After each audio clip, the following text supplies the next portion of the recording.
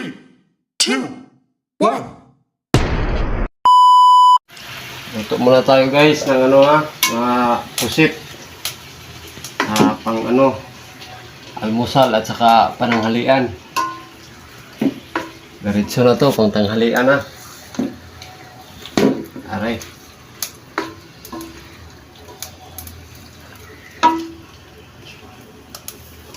Yan maano pa yung nabili namin na pusit.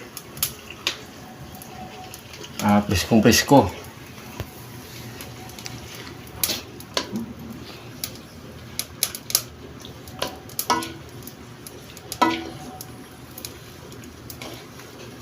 Adobo lang to mga idol, adobo lang.